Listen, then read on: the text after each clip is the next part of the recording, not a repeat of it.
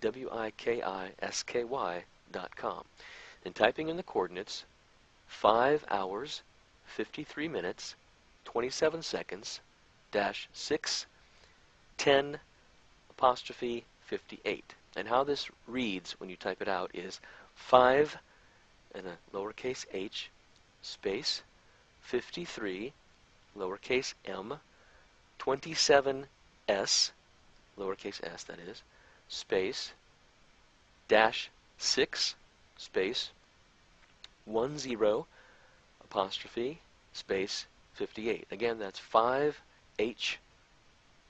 space 53m space 27s space dash 6 space 10 apostrophe space 58. Now, when I did this in late 2010, the entire area was blocked off by a black rectangle, but the fringes of it were red, making it obvious that something was behind it. The word around the internet says that this blacked out area is no longer viewable, and those sources have blended the area in to look like the rest of the sky. This is entirely possible, as the telescope software used by them is not a live application, so they could insert whatever they wanted into these coordinates.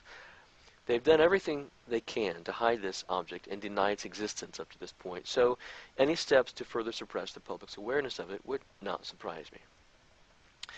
After comparing what the Bible has to say with what the Sumerian language says, here is what I know about Nibiru, Nibiru, or Planet X. The logograms in the Sumerian cuneiform, the language of the Sumerians, are incredible, in that they can be combined in many different ways. In doing so, one word can tell an entire story and paint an accurate picture all along the way. The logograms describing this planet are no different. The logograms Ni and Buru mean one's own fruit tree. So Nibiru means one's own fruit tree. This is because the planet is the same fruit tree from which the fruit was taken by the figure Eve in the biblical allegory of the Garden in Eden. The logograms Ni and Buru, the logograms Ni and Buru also mean to release or tear out and one's own. To release or tear out one's own. This is telling us of the coming harvest of the fruit that was previously stolen during the planet's coming passing, as you'll see below. Nibiru, Ni plus the logogram Bir plus U means that one to remove sleep. This refers to the sleep that we are told has been poured out on everyone by the figure known by the tetragrammaton YHWH in Isaiah 29:10. Let me say that again. Ni plus Bir plus U means that one to remove the sleep. This refers to the sleep that was poured out by the figure known as who some would call Yahweh in Isaiah 29:10. This is the same sleep, or tardima in the Hebrew, which means trance, that Adam was put into by that same figure, who some refer to as Jehovah or Yahweh, when Adam's fruit or rib was stolen. This name of the planet is telling us how this trance will soon be removed. After all, we were never told that Adam woke up from this sleep.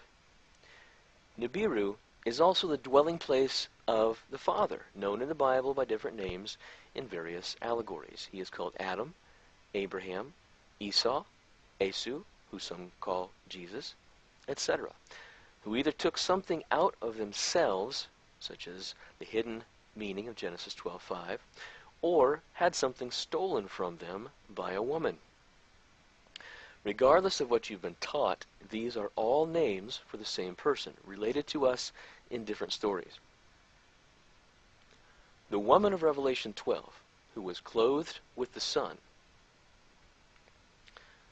meaning injected with the shine, when you translate that properly, unlawfully took the seed from the red dragon, which was Nibiru, or Nibiru, the fruit tree, or fig tree, of Matthew 24:32 and Mark 13:28, which is now putting forth its leaves. And to read more about this parable and an in-depth analysis of it, you can read my paper, The Meaning of the Prophecy of the Parable of the Fig Tree. Figs are also red when they are ripe, incidentally. Eve also unlawfully took the fruit from the tree in the garden, in Eden. The figure known as Yahweh also took the rib from Adam, who actually was one of the trees of the garden, according to Ezekiel chapter 31. Can you see a pattern emerging here? It's one of those things that is right in front of us and has been for literally thousands of years, but disconnected until we start to piece together the themes. Let's look at some of the various characters and pieces of this story a bit more closely, and the characteristics they share across different stories retold throughout the Bible.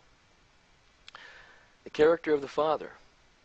This refers to Adam, who was also the first Christ, according to 1 Corinthians 15:45, and whose name also means red. The fruit tree. This is simply a reference to the fig tree, whose figs are red when they are ripe. Isaac, when taken back to the Sumerian logograms, means red bone. Esau, Isaac's firstborn son, whose birthright was stolen by the scheme of his mother Rebekah. His name means red also.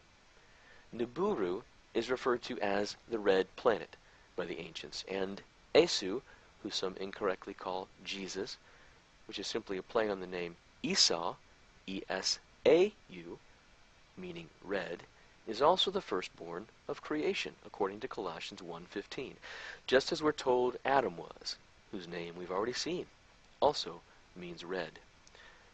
Let's look at the character of the rebellious bride. This feminine figure is known in the Bible under different names or aliases. She is known as Eve, the one who took this forbidden fruit; Rebekah, who stole her red son's birthright; Mary, the mother of Esau, or Jesus, whose name Mary's name, by the way, means rebellious; Jezebel, Delilah, Lilith, the woman clothed with the sun of Revelation 12, who stole the seed, the figure hidden behind the letters YHWH, who took Adam's rib after putting him into a trance, as well as the one who Isaiah 14:12 describes as fallen, which is Lucifer. Yahweh, or Jehovah, by the way, is an alias and backward rendering from the Aramaic language of the name Anunnaki, who are the fallen ones. And the word Yada, the root of the letters YHWH, in Hebrew means to fall, as I show in detail in my paper entitled Name Changes in the Bible and the Sacred Spiral of the Ark at innercircle.us. The seed. Let's look at the seed. The seed is used as a metaphor for fruit, the seed or sperm of a man, knowledge, Adam's rib, the true meaning of which I will share with you shortly, Esau, the red seed of the red Isaac, Jesus or Esau, and the red dust from which the red Adam was taken.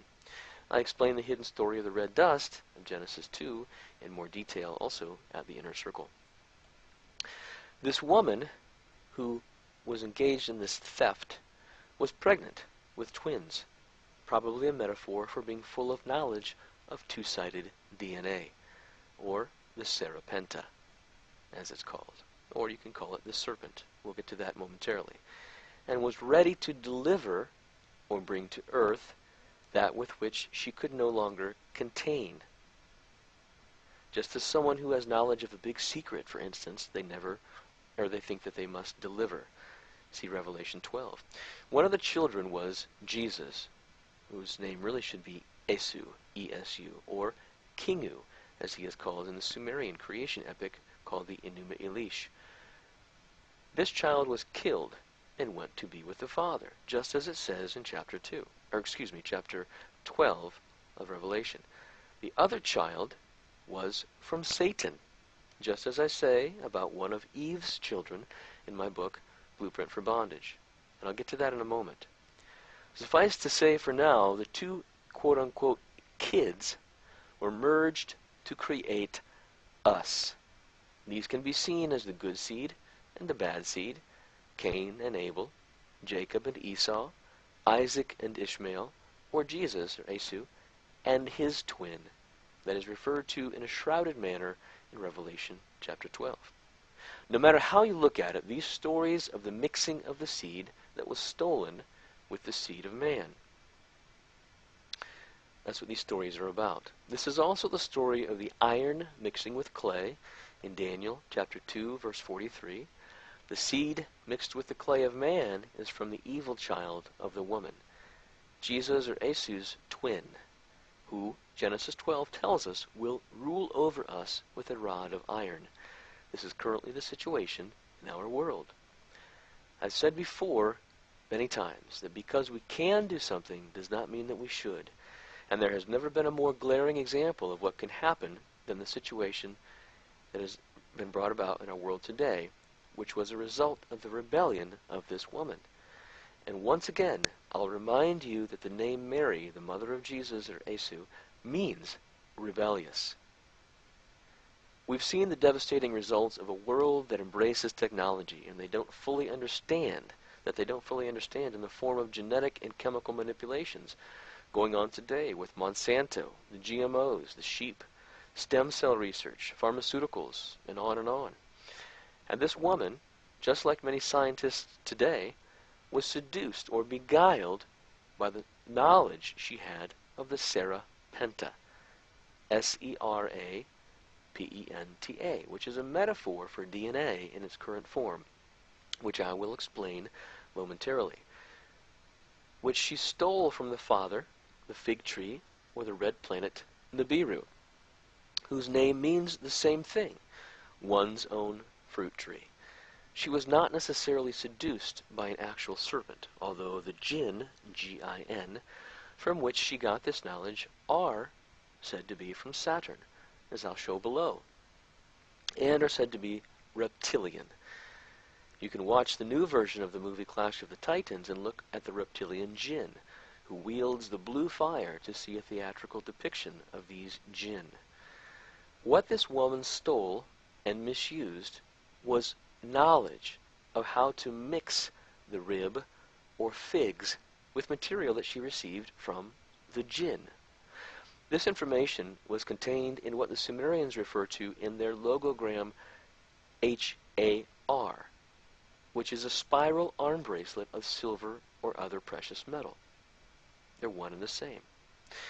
What it really depicted, however, was DNA code, such as the law, as in